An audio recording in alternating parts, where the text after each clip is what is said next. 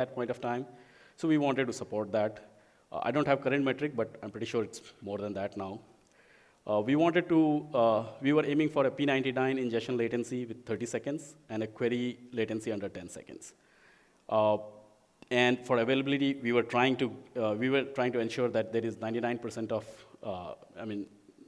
logs are readily stored and accessible.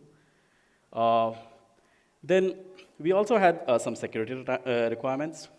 We wanted to enforce MTLS across all our endpoints by default. We wanted to make sure each connection is authenticated, secure, protecting our system, as well as the logging infrastructure itself from unauthorized access. We wanted to have access segmentation built in. Prior to this system, the SSH part was guarded by something internal called as grouper, so that only service owners can log into their boxes and look at the logs. We wanted to have something similar in our new system as well. We wanted to have encryption at rest. To further secure our logs, we wanted to make sure the logs are not stored in plain text. And we wanted to have PII detection and redaction, both at ingestion time and at query time. We also made sure, we wanted to point out some non-goals explicitly so that our effort was focused. We didn't want to enforce any log format. We wanted, application developers to do what they want, to do what they were already doing and not worry about format of a particular log. We wanted to call out explicitly that our goal of building this system was not to replace any existing observability tool. Like metric, we had metrics for, our metric system called Vortex 2 is there for metrics. Even though Loki provides some statistics, we wanted to make sure people understand that the goal of this statistics is not to replace our existing metric system. We wanted to make sure that the stats out of our system is not meant for batch processing or any kind of historical data analysis. And lastly, we were not imposing any new logging practices on teams. We want to avoid mandating how logs are produced so that application developers don't feel there is another new system in place and they have to adhere to one more new standard. So with that, we set out certain metric on which we were planning to evaluate a different logging solution. Obviously, the biggest impact was on cost. We wanted to make sure that the total cost of ownership, the TCO itself, including both OpEx and CapEx, remains under a certain level, especially operating at our scale. Performance was critical. We looked at different solutions, how well they can handle ingestion rates, what the query latency would be, and whether it would scale with our growing data volumes. Another important one was UX and querying. Our company, our engineers were already very familiar with Grafana because our metric system, Vortex 2, runs on Grafana.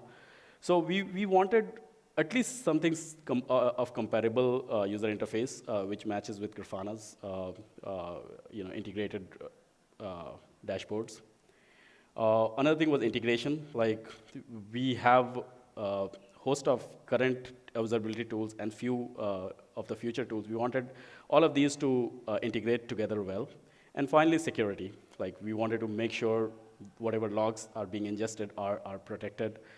And security was a non-negotiable factor. So the easiest thing to do was status quo, right? Do nothing. Continue existing the SSH-based log analysis.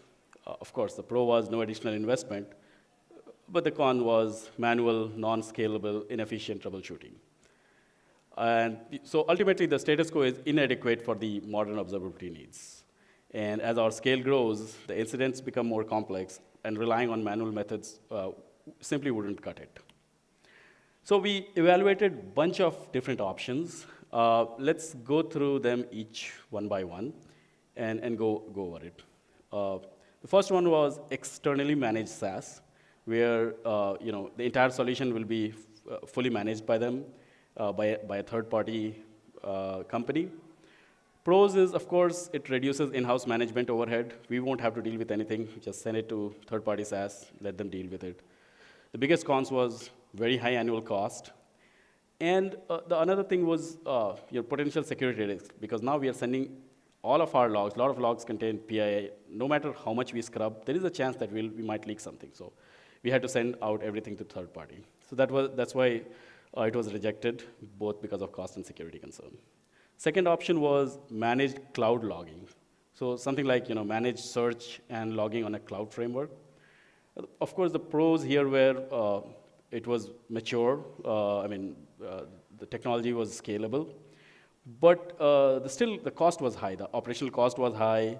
Configurations were complex. And it was affecting UX. So that's why we didn't proceed with this option as well.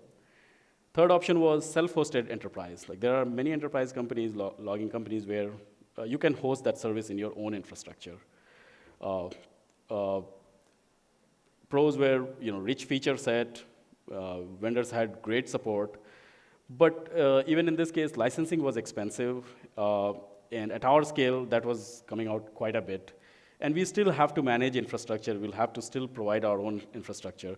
So the cons of managing that was still there. So that's why we rejected this one as well. Last option was building your own logging system. Like we as an engineer were very excited about it. We would have full control over it. We would have tailored features, what we needed. But of course, the cons was very high engineering effort, slow time to value. And we also realized that today's open source world is making rapid investments in it with way bigger team than us. So it didn't make sense for us to reinvent all over. So that's when we looked at Grafana Loki. It is open source, so very low total cost of ownership, very optimized, and especially for our scale of log ingestion and query. It was pretty good. Then it has native Grafana integration, so we can still have a single pane of window where Vertex 2 metrics are on one side and Grafana could be on another. And the architecture is very scalable. Like you can scale individual pieces of Loki independent of each other, so it scales very well. So what is Loki actually? Loki is open source and it is released under Apache 2.0 license, which means it is free to use and modify. And they encourage communities for their contribution.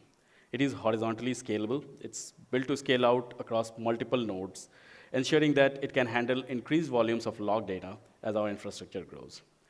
Loki is highly available, so it remains resilient even if individual component fails. It supports multi-tenancy, meaning it can securely isolate data for users, teams, or service owners. It is inspired by Prometheus, so Loki leverages similar approach to metrics collection and querying, which makes it familiar for many of our teams. And at its core, Loki is a log aggregation system that efficiently collects, index, and stores log data while minimizing resource overhead. So looking at all of these things, it just perfectly fit our use case. Some more things which we liked about Loki was the query model is very similar to what we have for our metric system, Vertex 2. The community is very vibrant, and Loki is continuously evolving. So this means that the bugs are getting fixed faster. There are improvements coming on every iteration, and new and innovative features are being added frequently. And it is written in Golang. So patching is easy. And our entire infrastructure team works in Golang. So we have a lot of familiarity with it. Putting it in our build system or having even it in our system was no effort for us. As I said, it integrates with Grafana. So again, familiarity for our users already. So it was easy. It has S3 backing. Loki leverages S3 for its storage backend. This aligned very well with our infrastructure, but also Loki lets you use any other object store for its backend, be it Google Cloud, Azure, or even your own object store, or even a hard disk. So because of all these things, Loki scales very well. And once we analyzed this, we just went ahead with Loki. So how does Loki work? At the core of it, each node gets an agent.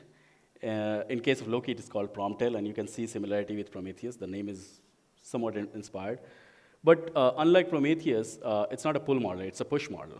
So when applications generate logs and they are added to the directory which it is monitoring, logs are continuously monitored, and when they reach a certain size or a certain timeout happens, it's pushed to Loki. From there, you can either query it using Grafana, if you are someone who likes to play with CLI or you have workflows built on CLI. You can also use log CLI, which is provided by Grafana itself. At Dropbox, we use both. Some teams have some workflows built on log CLI, and they just love that as well. So before we dive into the technical details, let's start with fundamental reason why Loki exists. Many existing logging solutions are difficult to operate and expensive to scale. Loki was built to solve these things. It's very simple to operate and very cost efficient. One of the key design decisions that sets Loki apart from others is that Loki doesn't do full text indexing. It only indexes metadata about each line. And why does that matter? Because in most logging systems, the biggest cost driver is the storage itself. Whereas for Loki, since we are only looking at metadata, it can scale very, very high. Let's break down how logs are structured in Loki. Any log in Loki has three components. The first one is timestamp, labels, and then content. Timestamp provides the precise time information when the log was generated, down to nanoseconds. Labels are key value pairs that serve as the metadata index. This helps Loki how to locate a log line properly, and the content is rest of it, which is not indexed. Now let's look at another concept called log stream. A log stream is simply a collection of log entries that share the exact same label set, meaning that logs generated from same application on the same server with same metadata are grouped together. Like in this example, there are two log streams. The top one is generated from dummy service on example node 1. The second one is generated on example node 2, and that's why it gets its own log stream. Now, these log streams are grouped into chunks. Chunk is basically, you can think of it as a bucket. Each log stream is stored in separate chunks. These chunks are sorted in timestamp order. And Loki keeps, these Promptel agents keep putting them together till it reaches a target size or a timeout is reached, at which point it gets flushed, it is compressed and then flushed to an object store like S3, Google Cloud, or whatnot. So how do we retrieve logs efficiently in Loki? When a query is executed, Loki first looks at the metadata index to determine which chunks contain the relevant logs. For example, if we query dummy service and node ID example 1, then we'll be looking at the top chunk. And also notice here that the timestamp is different in both of these chunks because the chunking happens on two conditions, right? One is size or timeout. So maybe the first stream was producing quite few number of logs for T1 to T5. That's why it took longer to fill in that chunk compared to the bottom one. So for example, in here, we are only querying for log for service, dummy service. We don't care about node. So in this case, Loki will span these queries to both the chunks, look at the timestamp, which is overlapping. So since we are looking for 5 to 7, it is overlapping with first two buckets in chunk 1 and the last two in the chunk 2. It will fetch all these logs, filter out the timestamp which are not in that query window, and send back the result to the front end to be displayed. Now, one thing to note here is, if you look at it, these key value pairs are pretty important. The labels are pretty important. Like how you design those are a pretty important part of how you get good performance out of it. So for example, in this case, since node ID is one of the keys. The possible values for node ID wouldn't be a lot, maybe hundreds, 500s, right? But for example, let's say if I had chosen user ID as one of the keys. Now I told you Dropbox has 700 million users, right? So now I'll have 700 million different values of user ID. So that means I'll have 700 million chunks, right?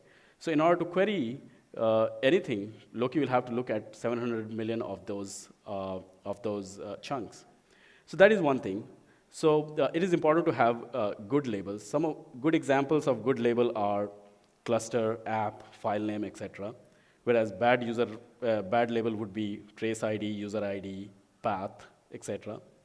Another thing to note here is cardinality. For example, let's say you have only three key value pairs, three labels: level, status, and path. Let's say you have 4 different values for level, 3 different values for status, and 3 different values for path. Together, that means 4 into 3 into 3 is 36 combination, right? So now you'll get 36 streams. So even though you started with you started with good labels, still, if you are going to end up with a lot of combination of those, it tends to be a bad design. So it is very important for you to be mindful of what you are choosing as your label. With that, I'll switch over to my teammate, Paul, who will talk about specific things we have done with Loki at Dropbox.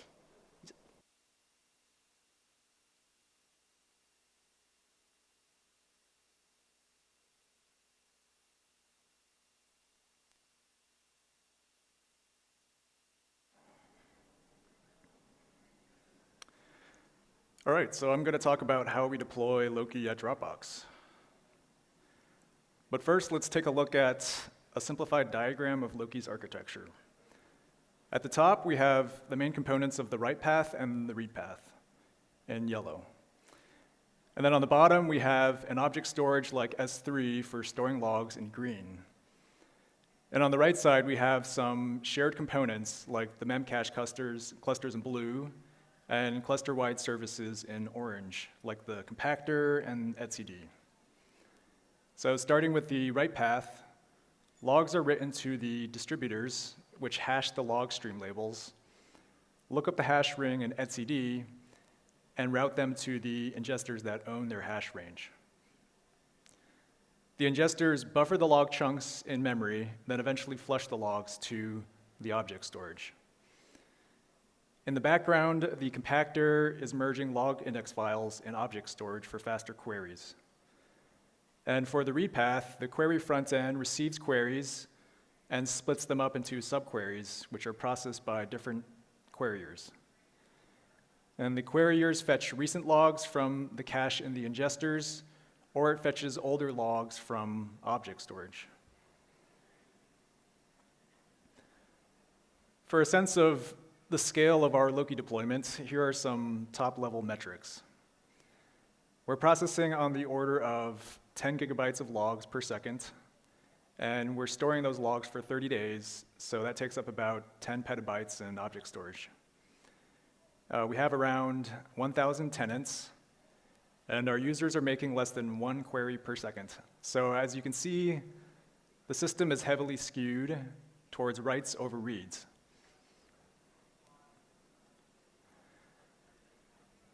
So Loki supports isolating the access and storage of logs by tenant. And a tenant can be anything you want, but at Dropbox, a tenant is a service, which is a group of projects. Because the logs are stored by tenants, there are performance implications. And for one service, we use project as the tenant instead of service because the service produces so many logs. Before Loki, engineers would use this production access permission for their service to SSH onto a machine and view the log files. Because Loki isolates access to each tenant, using service as the tenant aligns with that existing permission model. And now that we have logs centrally stored, all of the services logs can be queried together, and some global services are even accessible by everyone.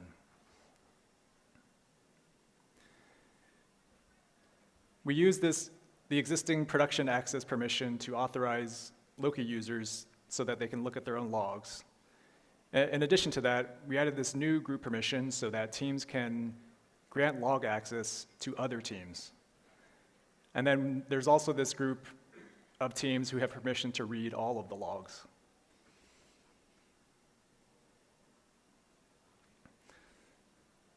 We had to implement a custom query auth proxy that intercepts queries and checks permissions for the users making the query. We had originally evaluated using the role-based access control in Grafana itself, but that would have required upgrading to Grafana Enterprise and creating a separate data source for every tenant.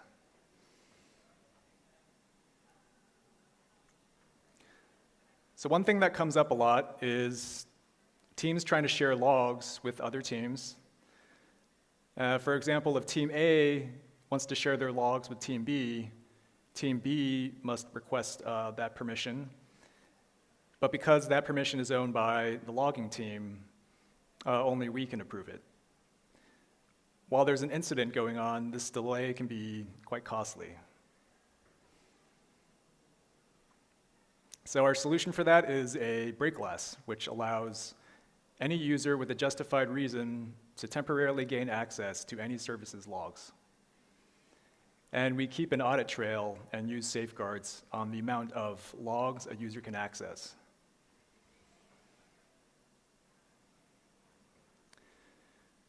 We run Loki in two data centers in separate geographic regions in case one data center goes down. At Dropbox, we call this multi-homing. Both data centers use the same object storage. And to route logs and queries to the correct Loki cluster, we integrate our DNS server with the load balancer we use internally.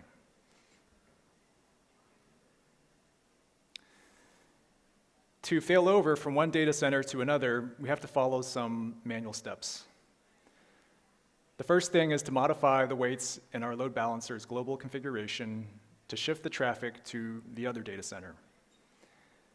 Once the query traffic is being served from the new data center, the last hour of logs will be missing because the new ingesters don't have them cached. And the old ingesters haven't flushed them to object storage yet. So first, we have to restart the old ingesters to flush those logs. Then we have to restart the query cache in the new data center to clear it. Last, we have to deactivate the old compactor and activate the new compactor because only one compactor can run at a time on the single object storage. With Dropbox being a storage company, one thing we did is use our internal object storage as a drop-in replacement for S3. This has led to cost savings, especially data transfer costs. With these lower costs, we were able to increase our log retention from 1 to 4 weeks. One big difference between S3 and our internal storage is some performance characteristics. We noticed that S3 would gradually scale out to handle large reads, and because most queries are scanning many logs, this would lead to timeouts. Whereas in our internal systems, we have reserved capacity and don't have that same issue. Another thing is because the index files are so large, we still have to write those to S3. All right, now I'm going to go over some of the scaling challenges we faced. So by default, Loki ingesters store a write-ahead log on disk, so that way if the ingester crashes before flushing the logs, it can recover them. At Dropbox, we disabled that write-ahead log because we wanted to prioritize availability over durability. Loki supports per-tenant rate limits to avoid the noisy neighbor problem. So what we did is set conservative default rate limits, and teams are notified by an alert when their service goes over those limits. Loki also supports overriding rate limits per tenant in a file. And we distribute those overrides to Loki in minutes using our distributed key value store and hot reloading the overrides files in the Loki components that use that file.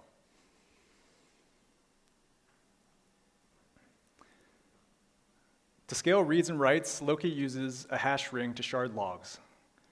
Each ingester owns a range in the hash ring and periodically registers its range and health status in the ring, which is stored in a distributed key value store.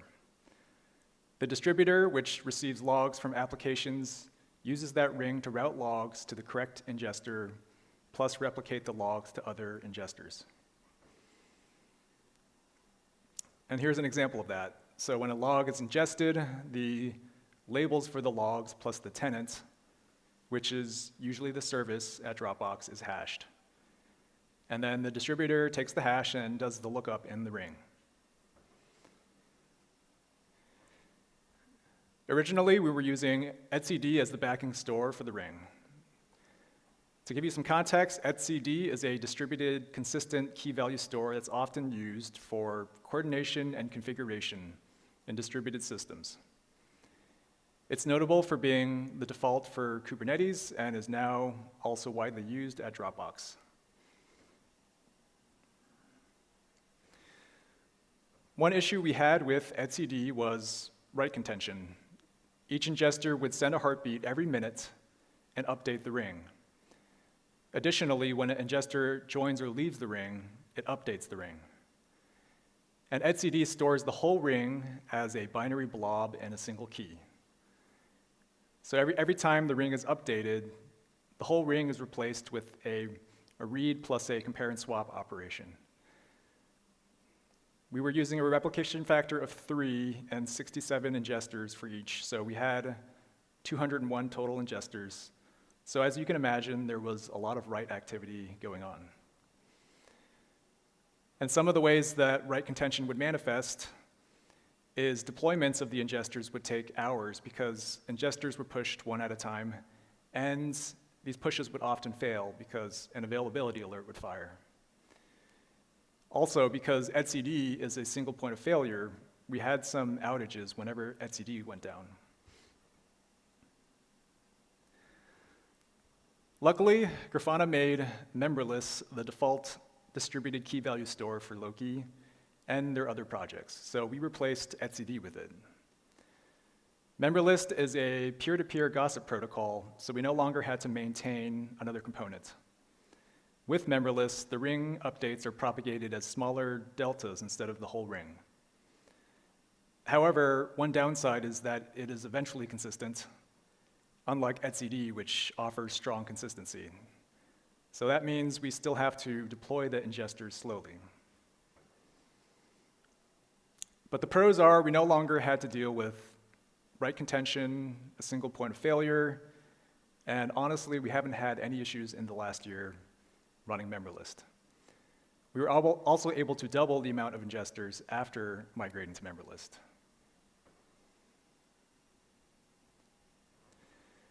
In Loki, log indexes determine the query plan, including how many log chunks need to be fetched and scanned. So they have a good deal of impact on performance. Grafana changed the format of that index from BoltDB to TSDB, which is based on Prometheus TSDB. So it worked a lot better with log labels. And after we migrated to TSDB, we saw much better query performance.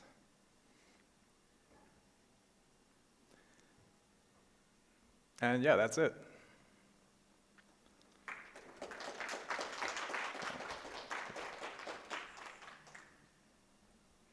Thank you both for that informative presentation. We'll now take the rest of the time to field any questions from the audience. And if you can just raise your hand, I'll run to you with the mic.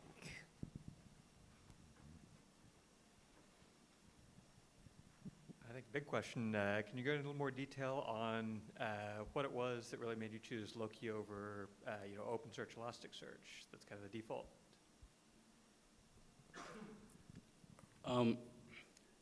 So a couple of things. One, in the managed environment, the cost was getting higher than what we wanted. Plus, we also surveyed our users. The use case for full text search was very limited. Almost everyone preferred performance over full text search. And plus, because of the way Loki is engineered, we needed far lesser infrastructure at the scale we needed if we had, otherwise if we had gone ahead with the Elasticsearch approach. So those were the main drivers. I got a two-part question. So, you talked about multi-tenancy, right? So, like, security being one of the reasons for it, although you alluded to performance, like where you split a larger project and that kind of stuff. So, like, if security wasn't a factor, could you actually do everything as single tenant? Like, how do you solve the problem of, like, you will want to aggregate across the services? You might, like, whatever your SRE team or something like that might want to broadly look at some pattern that might be happening across the services that indicate degradation, an attack, whatever, right, and that kind of stuff. So how do you handle that scenario? Yeah, I mean, even if security was not the concern, we would still have done multi-tenancy the way we have done. Even now, today, service is a mandatory keyword for us, just because of the scale. Otherwise, if you just drop that, the amount of logs we are logging, Loki wouldn't scale. In order to analyze if there are attacks going on across different services, we have other tools. Like our metric system scales very well. We don't have a tenancy requirement for our metric system. So usually we rely more on metrics for those kind of analysis.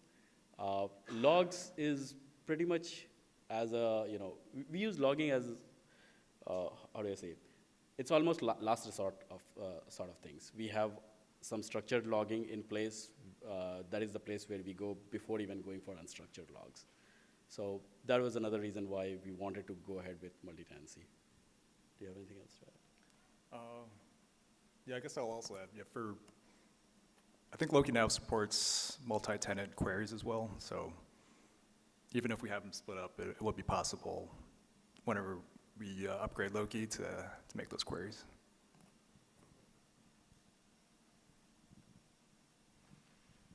So you mentioned when you're looking at like various solutions, managed solutions and self-hosted solutions, the two key factors that came up consistently were like three actually: cost, performance, and security. Ignore performance for a moment. If cost was not an issue, would you have considered a managed solution, or you still felt like none of the managed solutions could scale for your needs? There were solutions which fit our requirement. I can't name because we have been Makes asked sense. not to. But yeah, the cost was the factor with those. Got it. In fact, for our structured logging, we are using a managed service. Again, I can't name them, but a portion of our workload is going to them just because of we want to manage cost. Makes sense. The second question that I have follow-up to that is actually you mentioned you had redaction features both at the ingestion layer and at the query layer. Just curious as to kind of like how you thought about that redaction or anonymization kind of like architecture in your system. We're the one working with internal project on the redaction.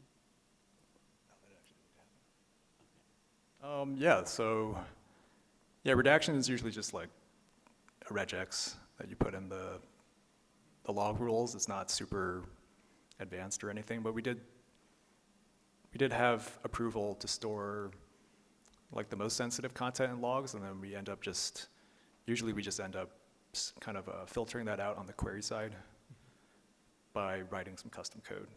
Got it. So it's mostly some sort of like a blacklisting that you have identified in your regexes, and then you just filter that out as a part of like responses.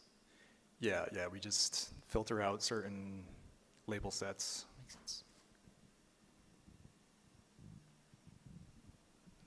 So I saw you guys had, with the amount of ingest you have, like you said, you only have one querier, but it still seems like there's a massive amount of logs in there.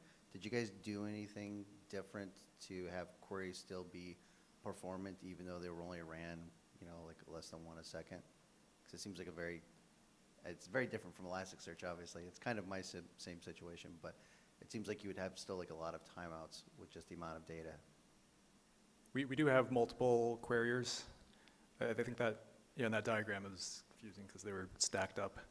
But yeah, like Loki scales horizontally. That's how it manages large queries.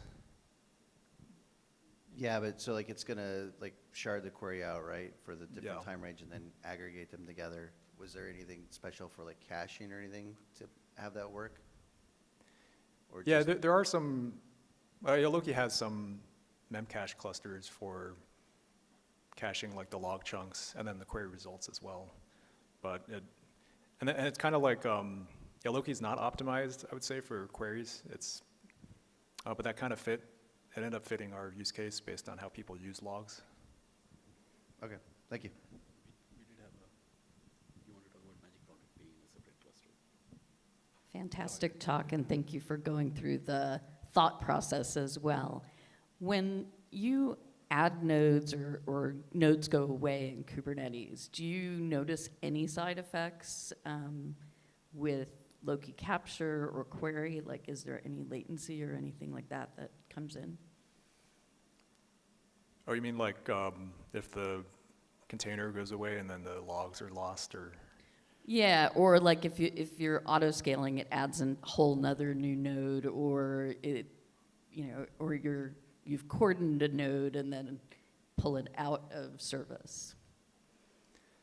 I haven't noticed any issues with that. Yeah, I think it just picks up the Promtail agent that picks up the new Okay, log streams or the new files that are. right. And then if they shuffled containers from one node to another, it would just pull more chunks from different places, right? Yeah. Are you using Prometheus at all still, or no? No, we don't use Prometheus, Okay. except for the team that runs Kubernetes does use use Prometheus because that's what Kubernetes uses. So. Thank you very much. You mentioned that you use Zookeeper as a dependency. Are you looking at alternatives? I think there's sort of a trend away. Yeah, so we actually replaced Zookeeper with etcd for our internal use cases. And then when we started Loki, we also defaulted to etcd because that's the way the winds were shifting.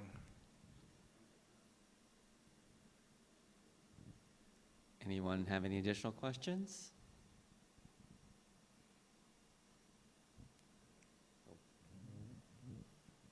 So yeah, once again, fantastic technical talk. With respect to performance, what were some of the key challenges that you had faced? If you could shed like a little bit more light into performance issues that you had faced, and then how you had to handle that, that'll be great. Especially around query latency and ingestion latency. I think you had like Yeah. very strong numbers supporting that. Yeah, so yeah, most of the issues were around query performance. It doesn't, like a huge query it requires a lot of CPU cycles and fetching a lot of data, like terabytes of data. And so that's where we've had the most bottleneck. We honestly haven't had much like auto scaling or anything like that. Yeah, we don't have too much optimizations yet. Like, I guess we haven't hit that point yet where people are complaining or we're struggling. I think the tenant thing is really helping, I believe. Yeah. Yeah, there was one service, actually, there is one service which was just producing tremendous amount of logs. And because of that, we were facing issues with other tenants as well. So what we did was we have built a dedicated cluster for that service alone. And that has seemed to work well. So that is another thing we did. I'll mention one more thing. So we are considering, so if you remember, Alok was talking about the labels. So right now, those are just topology-based things like the node ID. We are considering allowing some services to add their own labels. So like Envoy proxy access logs, like just having an error label, or like the database team, they want their own labels as well. And that would make things go a lot faster because those are the things that are indexed. Okay, I think that's about everybody. That'll be it for the presentation and for these two. Thank you all for your time. There will be another one, I think, coming up at 1:45. I could be wrong.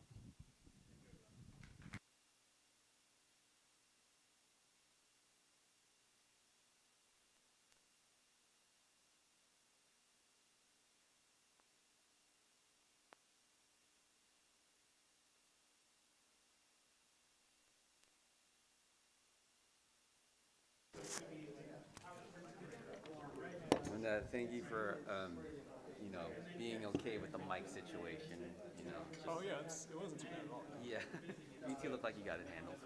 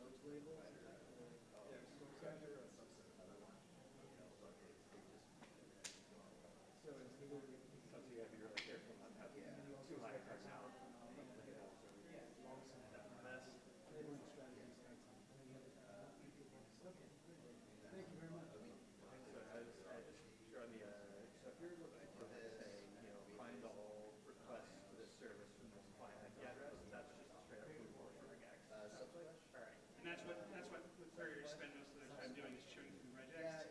So if you have an interesting query, you have to not only figure out how to write it in regex, but also how to figure out to write it in a way that's achievable with queryers in regex.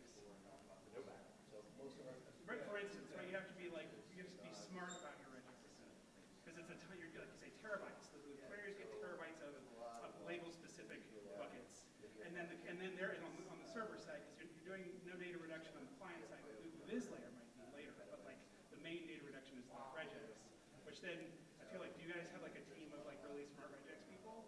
Because it's a fairly rarefied skill.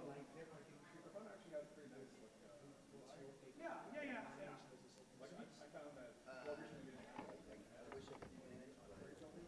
Yeah. No, I've used it. So, so you build it in Grafana, and that ships the whole thing up to the queryers.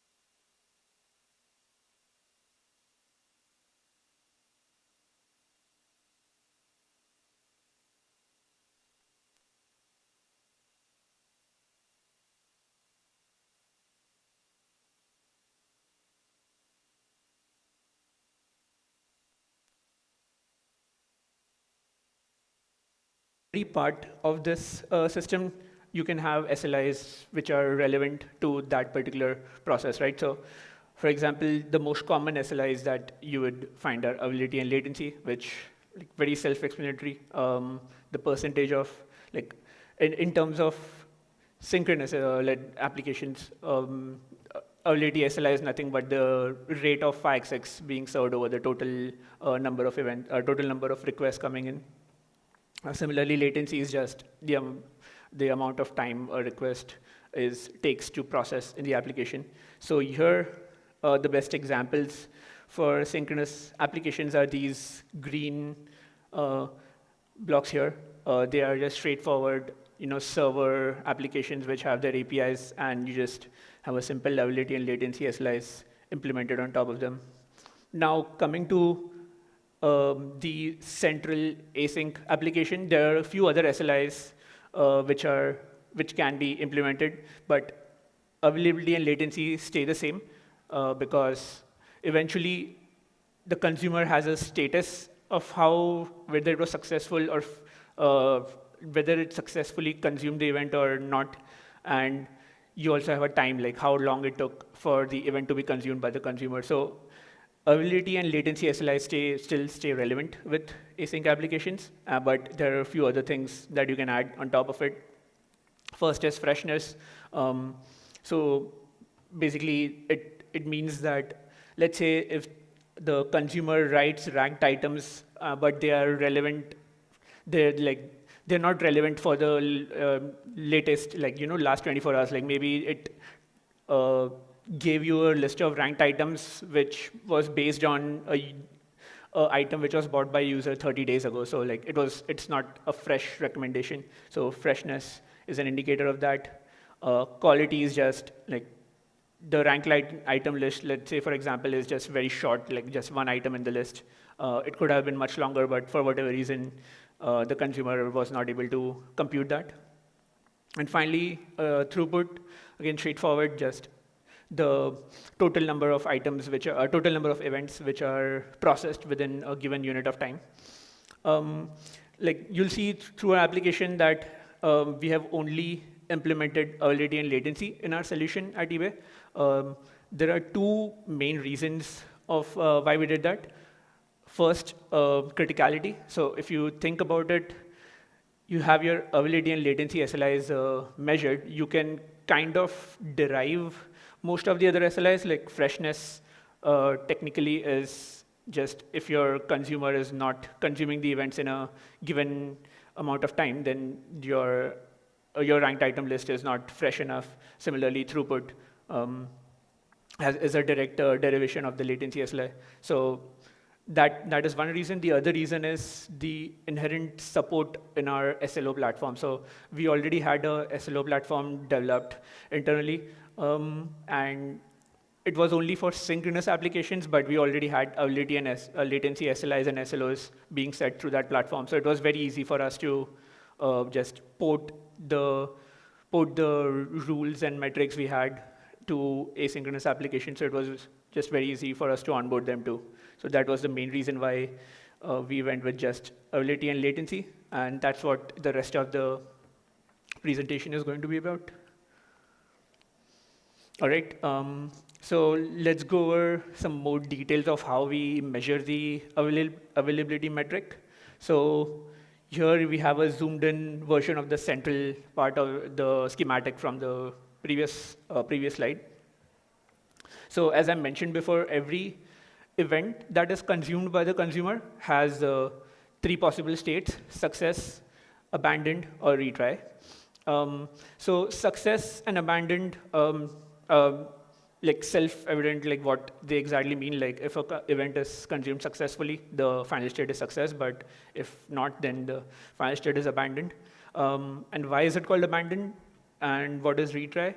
So the answer is that, so retry is not really a final state that the event has when it is being written in the final consumed event database.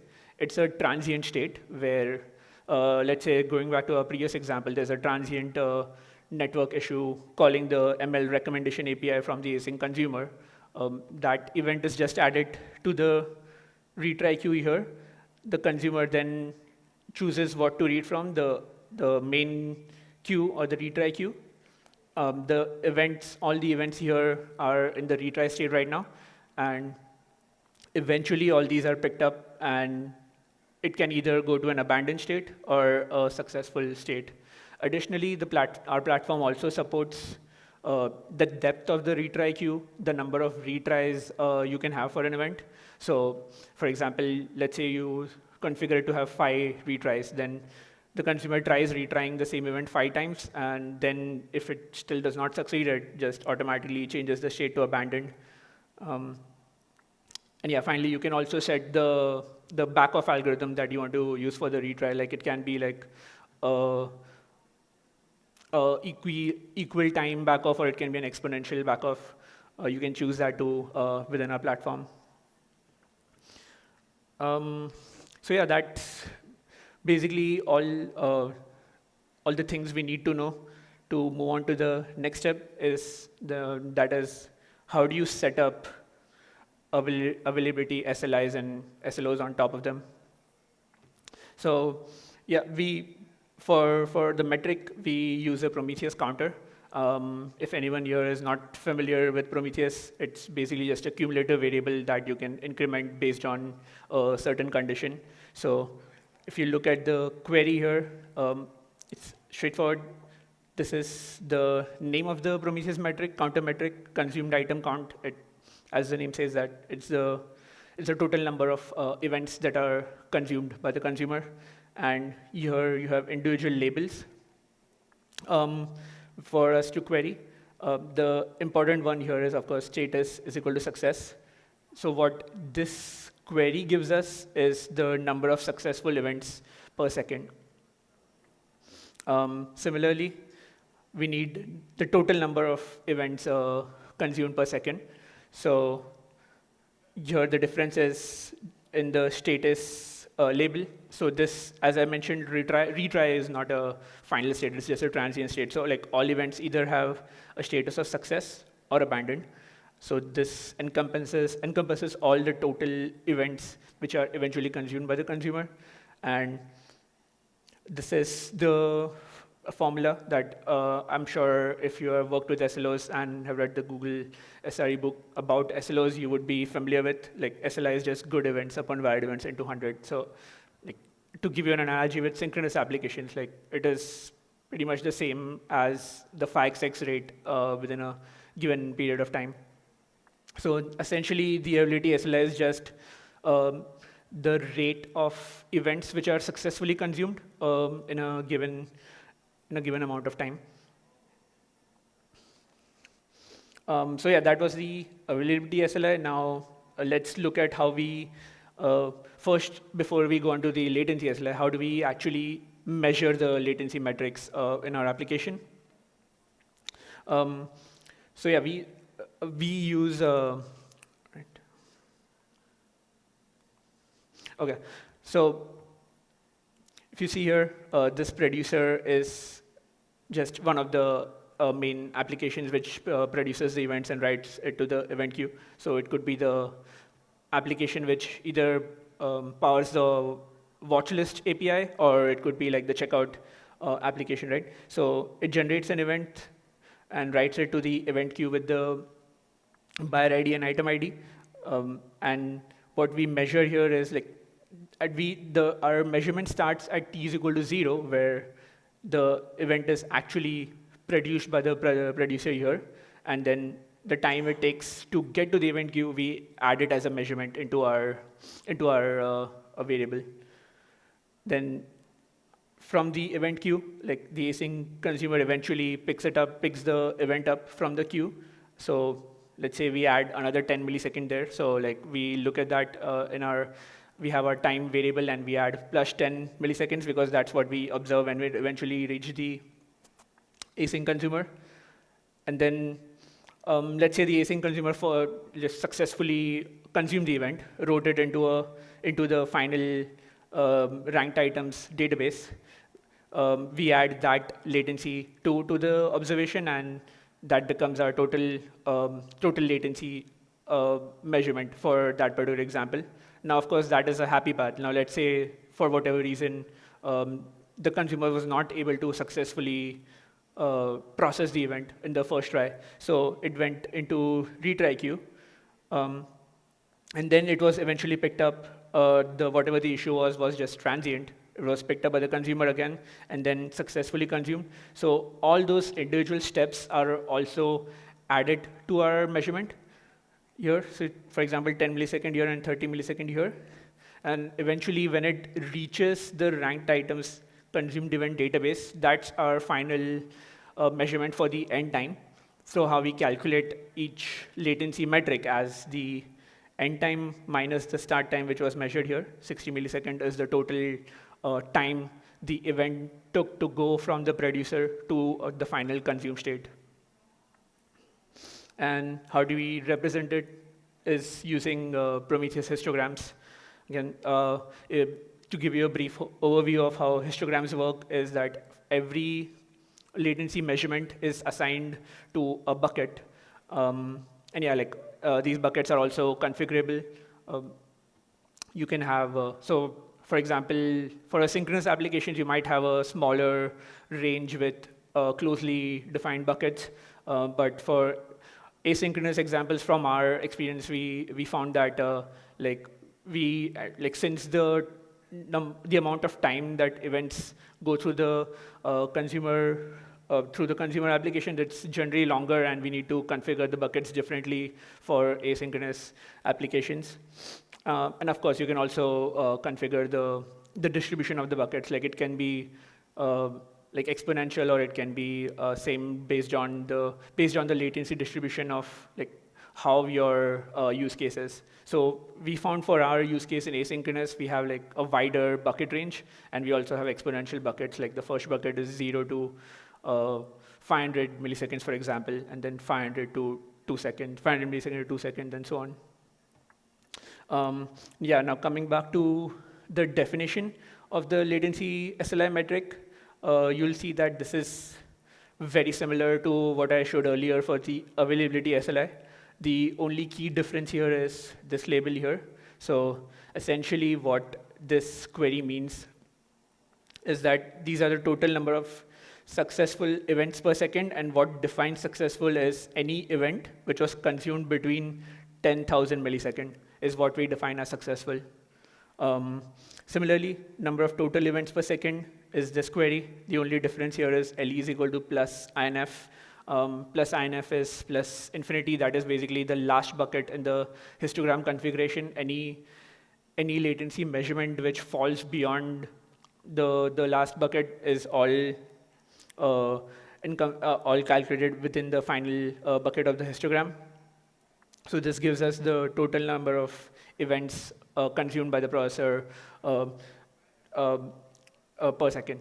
So how we calculate the SLI? Again, we use the exact same formula, but what changed here is our definition of what it means successful or good. So we do this over this into 100, and that gives us the latency SLI.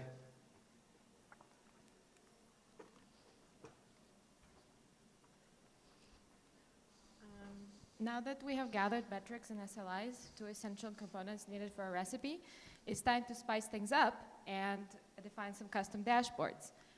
Here are some of the panels we use to monitor our sync pipelines. So there's an event status, just like Josh was just talking about. There's success, retry, failed. In the pie chart, there's consumer backlog and retry backlog. Those are mostly for availability metrics, and then the producer to consumer 99th percentile latency is basically latency metric. As SREs and product developers, we take risks all the time, whether it's monitoring a rollout of a new feature in production or implementing a change of infrastructure. We're at the forefront of our site's reliability, and it is our responsibility to create safety nets to allow innovation, but also protecting system reliability. And one way to achieve that is to define SLOs, and let your SLOs handle the heavy whisking. For example, we can define an SLO such as 99% of events over 30 days should be processed within 10 seconds. Here, 10 seconds is the SLI metric, 99% is the SLO goal that we set for ourselves, and period is 30 days. SLO stands for Service Level Objective. It's the internal promise we make for ourselves to meet customer expectations. If you know about SLA, Service Level Agreement, that one refers usually to third parties. So for instance, eBay with some vendor, payments vendor, you know, PayPal, would have some sort of SLAs that we all agree on, and there's legal consequences for if those expectations are not met, versus SLOs are usually created internally between service applications, so such that ML ranking API could have an SLO with the consumer to make sure we meet the latency and availability that we set for ourselves before customers see the impact. And in this case, SLO sets the target of an SLI, and SLI stands for Service Level Indicator. Just as Josh was talking about, there could be various kinds. So what happens when we receive dozens of emails, Slack messages, false positive alerts, metric alerts, maintenance alerts, Jira notifications, regular work emails, all requiring our attention? We burn out. Fortunately, we as humans do not have chips embedded in our brains to help us process more information. As such, we need to balance our recipe flavors and prevent alert fatigue. Because if we see a lot of alerts, we don't know which ones are important, which ones are not, and we can rely on the foolproof concepts of error budget and burn rate to help us prevent false positives and define specific alerting windows that would help us balance out when we receive alerts. So error budget stands for a number of errors accumulated over a period of time before your services go out of compliance. And these are, like, the next couple of slides I have are just like before. SLI formula is defined in the Google SRE book. This one, concepts are also defined there. So you could go back and reference the book for more information. We're just going to go quickly over these concepts. So for instance, if you have availability target of 99%, then your budget of unreliability, error budget, would be 100% minus 9%, so that would be 1%. And that means that 1% of requests are allowed to be unreliable and out of the defined threshold. So if we have a threshold of 10 seconds, then 1% of those requests could be 20 seconds, 15 seconds, and so on. But burn rate allows us to define how soon we want to be alerted on that 10 seconds threshold when it goes out of compliance. So burn rate stands for how fast relative to your SLO the service consumes the error budget. In this case, if a burn rate is 1, then the service would gracefully run out of the budget over 30 days. If the burn rate is 2, it would be in 15 days. If the burn rate is 10, it would be in around 4 days. And we define burn rate as budget consumed times compliance period divided by alerting window. This is also directly from the Google SRE book. And multi-window, multi-burn rate alerts allow us to strike the right balance between the false positives and sufficient performance monitoring. In this case, we can, the example on the board is if we want to be alerted when error budget is consumed of 2%, and compliance period is 30 days or 720 hours, and alerting window is 1 hour, then the burn rate would equal to 14.4, as seen in the first row of the table. And for our use case, for the asynchronous pipeline, we've chosen actually the last 2 alerting windows, since we observed large number of false positives with 1 hour and 5 minutes. The asynchronous pipelines have variable traffic volume. They don't always give, they might run at midnight or depending on when the product owners scheduled the jobs to run. So there could be a large spike of events around midnight and then nothing for the rest of the day. So in that case, if we have 1 hour and 5 minutes, we would get a lot of false positives during that period because the traffic volume is very low.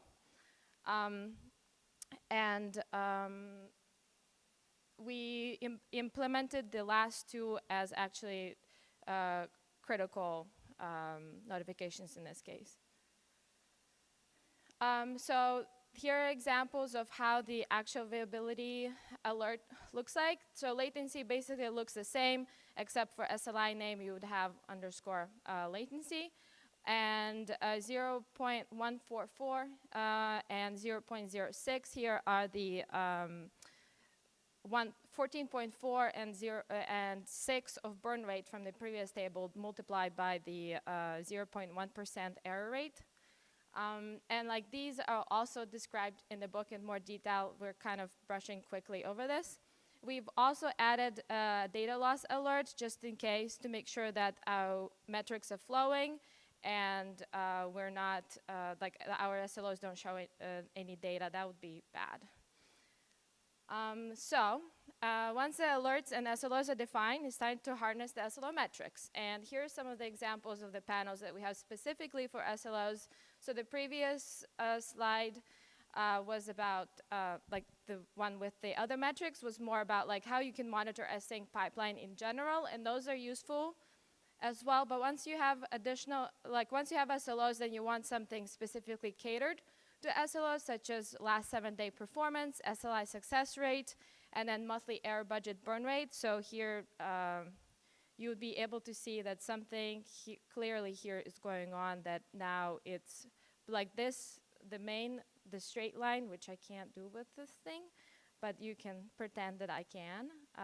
So this one would be just like gracefully running out of 30 days, which is acceptable. And then if it's running out a lot quicker, then something must have happened at this period of time that it is slowly running out of budget now. And then we have a daily SLO performance based on error budget. So every single day here is so you would divide the error budget by 30 days. So 100% is around 3% each day. And like if you see that, then it's very clear to identify when something happened, because then it runs out of budget every single day versus just short blips like that. They might have not even alerted at this time. It depends on the severity of how soon it was running out of budget. And to take your sync observability from basic ingredients to gourmet experience, we suggest the following serving suggestions.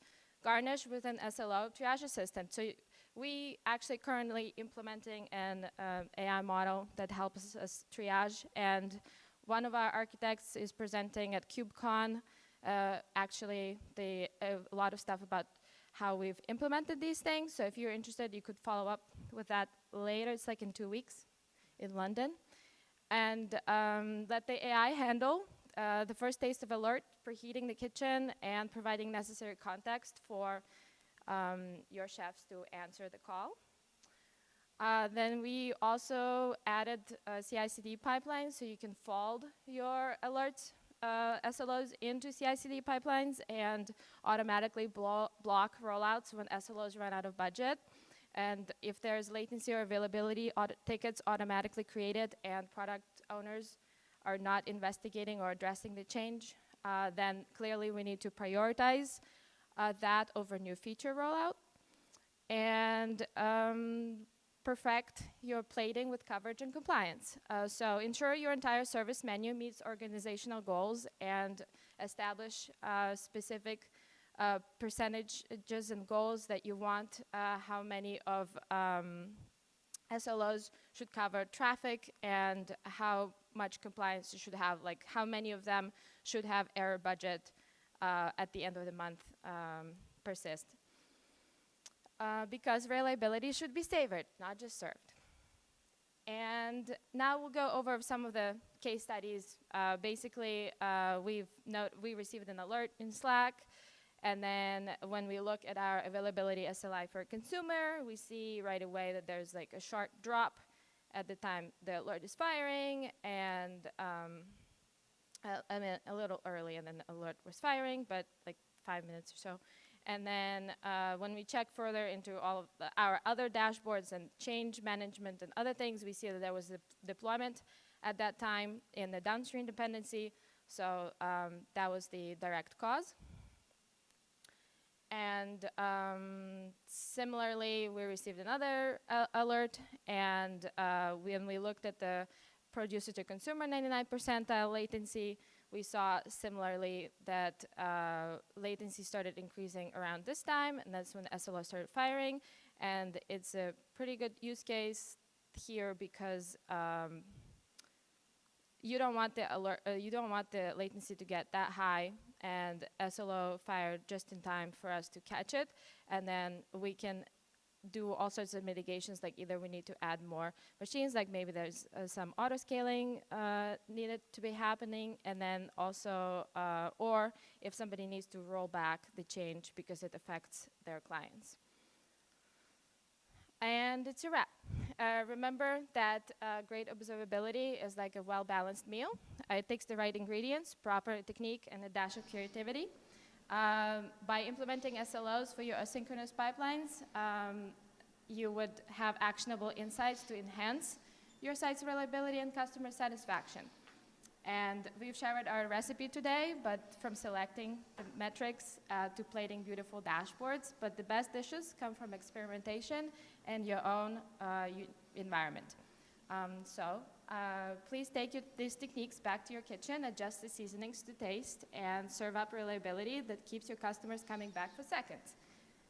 Bon appetit to better observability. And if you'd like to stay in touch, or if you wanted to send us a message or any follow-up questions, you could add us on LinkedIn. And we'll take questions now. Awesome.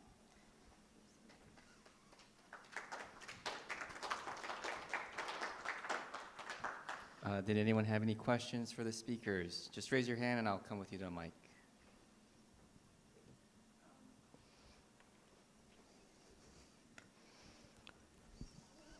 Hi, you spoke a little bit about the role of your product owners. I was wondering, what's the level of involvement of product with regards to SLOs and SLI and balancing that with development? Asynchronous application is something we just started much later. Like we started implementing SLOs in general for like synchronous and the most common use cases like few years ago.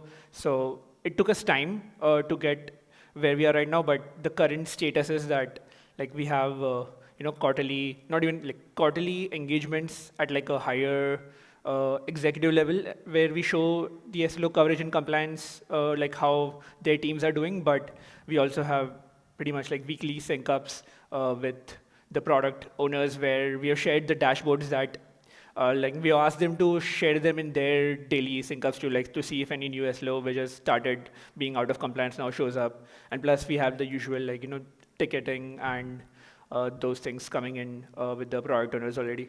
So yeah, it took us time to get here, but yeah, I think now with asynchronous, this is something we have just started introducing to product owners too, because even developers are not completely aware of what metrics are already available out of the pipeline for these asynchronous applications. But yeah, it's still a journey we just started. But yeah, not for the synchronous applications. I think we have a good communication and understanding of just maintaining SLO coverage and compliance.